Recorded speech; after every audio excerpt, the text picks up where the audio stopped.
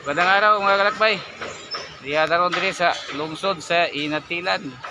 Atong tan-aw ning mga kabaguhan, mga kausaban diri sa Inatilan. Ug diya atong himamaton kining mga kabaguhan dinhi sa lungsod sa Inatilan, south sa Cebu province. Mao ni siya ang dome nga gitukod. Bag-ong dome. Tinisan ni siya sa una, ilisan og dome.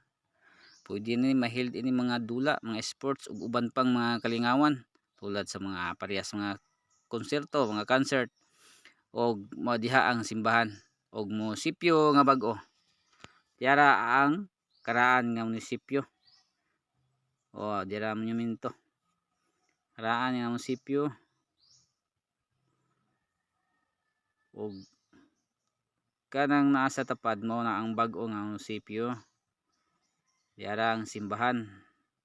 Ug kini mao ni ang bag-o nga gitukod nga dome sa Inatilan. Perting dakuan ni, dako-dako gini. Indot jud siguro nig mao'y mahuman.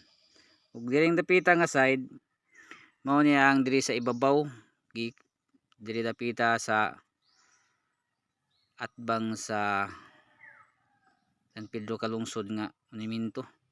Ang simbahan ay mao ni mga kalakbay.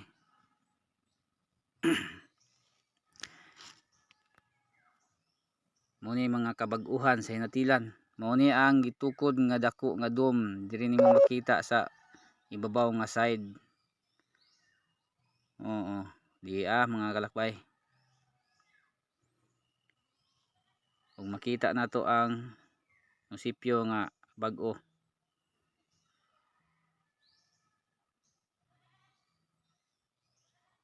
Og dinhing dapita natunga-tunga ni siya sa simbahan og sa bag-o nga gitukod nga dome.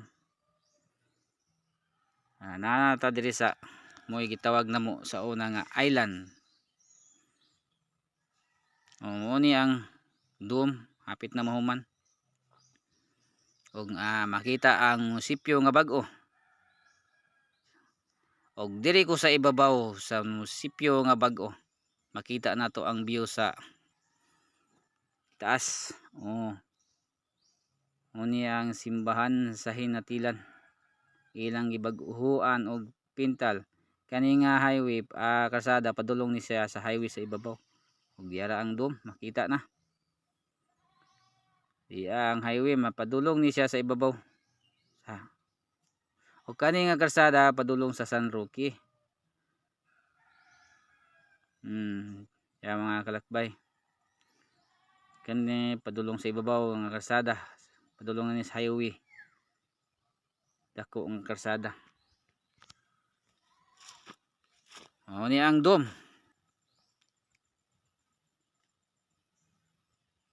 Og diring dapita mao ni siya padulong sa public market, padulong sa merkado.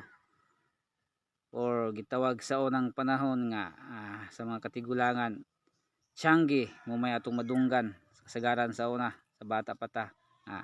Sa mga katigulangan nga muingon dayog adto ta sa Tiangge. Daghang kay salamat mga kalakbay sa inyong pagtanaw.